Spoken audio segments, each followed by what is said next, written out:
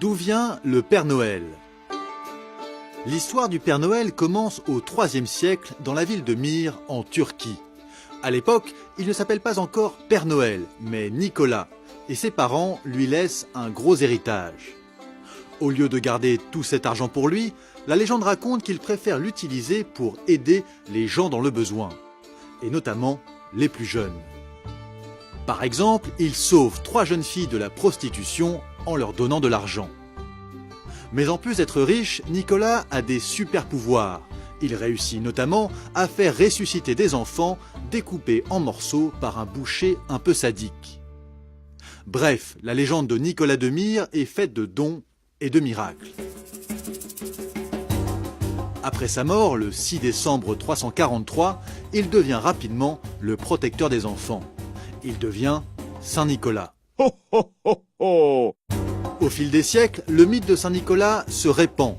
En Europe centrale et du Nord notamment, il vient s'ajouter aux autres folklores festifs qui animent la triste période hivernale. Saint Nicolas porte alors un élégant costume d'évêque et tous les 6 décembre, date de sa mort, il s'en va faire la tournée des chaumières pour distribuer des cadeaux aux enfants. Aux Pays-Bas, Saint Nicolas se prononce Sinterklaas. Et lorsque les Néerlandais traversent l'Atlantique au XVIIe siècle pour conquérir l'Amérique, ils l'emmènent avec eux.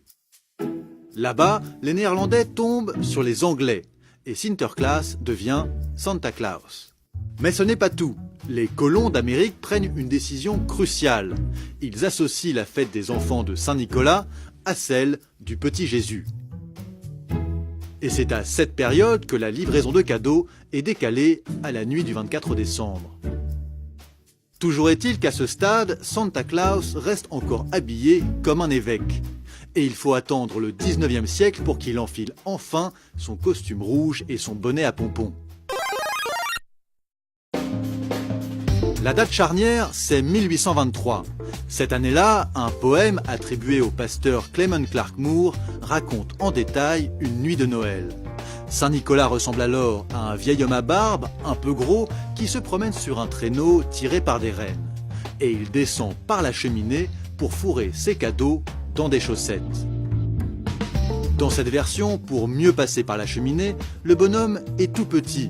Il ressemble à une sorte de lutin, un peu comme les personnages fantastiques des vieilles mythologies d'Europe du Nord. Mais au fil des années, une foule de dessinateurs américains modifie son aspect. Et aux abords du XXe siècle, il atteint une taille humaine, son costume est bien rouge, sa barbe bien blanche, et il fume la pipe.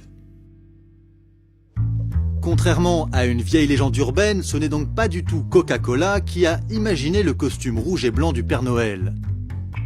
La marque américaine s'est simplement approprié le personnage pour mieux vendre sa boisson rafraîchissante au milieu de l'hiver. Il n'en reste pas moins que Santa Claus est un pur produit américain. Et comme bon nombre de produits américains, il a envahi l'Europe à la fin de la Seconde Guerre mondiale. Au beau milieu d'un continent en pleine reconstruction et en plein plan Marshall, sa figure chaleureuse remplace rapidement les autres rites de Noël. Mais l'arrivée de ce Père Noël à l'américaine ne plaît pas à tout le monde. L'Église, par exemple, n'est pas forcément fan de ce gros bonhomme païen.